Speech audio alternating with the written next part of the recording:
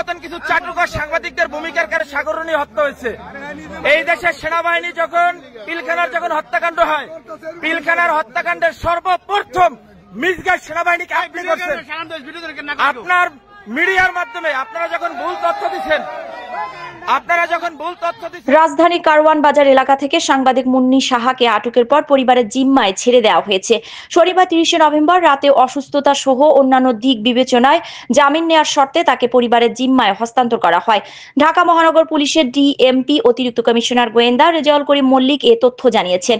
তিনি বলেন, মুন্নি সাহাকে পুলিশ আটক করেনি। কারওয়ান বাজারে স্থানীয় লোকজন তার ওপর বিক্ষুব্ধ হয়ে ঘেরাও করেছিল। পরে পুলিশ তাকে নিরাপত্তা দিতে সেখান থেকে ডিবি কার্যালয়ে নিয়ে আসে। তবে তার বিরুদ্ধে 4টি মামলা রয়েছে। বর্তমানে তিনি অসুস্থ আছেন, তাই জামিনের শর্তে তাকে পরিবারের জিম্মায় ছেড়ে দেওয়া হয়েছে।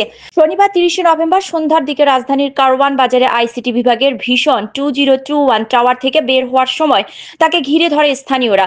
খবর পেয়ে পুলিশ এসে মুন্নি সাহাকে উদ্ধার করে তেজগাঁও থানায় নিয়ে যায়। এর আগে গত 6 অক্টোবর মুন্নি সাহার সব ধরনের ব্যাংক হিসাবে তথ্য চায় Bangladesh financial intelligence unit BFIU। চিঠিতে মুন্নি সাহার আমানত, ঋণ, credit card, foreign trade, exchange, locker ও অফশোর ব্যাংকিং এর তথ্য চাওয়া হয়। জুলাই আগস্টে ছাত্র জনতার আন্দোলনে রাজধানীর যাত্রাবাড়িতে গুলিতে শিক্ষার্থী নাইম হাওলাদার নিহতের ঘটনায় একটি মামলা হয়েছে। গত 22 আগস্ট যাত্রাবাড়ি থানায় ওই মামলা করে নিহত শিক্ষার্থীর বাবা মোহাম্মদ কামরুল ইসলাম। সেই মামলায় সাবেক প্রধানমন্ত্রী শেখ হাসিনা সহ একাধিক মন্ত্রী, এমপি, আওয়ামী লীগ, যুবলীগ, ছাত্রলীগ সদস্য এবং পুলিশ ও র্যাব কর্মকর্তাদের সঙ্গে 7 জন সাংবাদিককেও আসামি করা হয়েছে। তাদের একজন মুন্নি সাহা। আপনি জোনায়েদ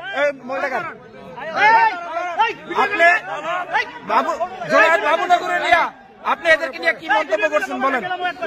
এই দেশে হেফাজতে ইসলাম নিয়ে আপনার মন্তব্যগুলো কি? আমরা আপনার সমস্ত কিছু দেখছেন। এই দেশের সাংবাদিক মধ্যে আপনি কুলাঙ্গার, এই দেশের সাংবাদিকরা আপনি ধ্বংস করছেন। লোকদেরকে সরাই যায়, আমাদের লোক আছে।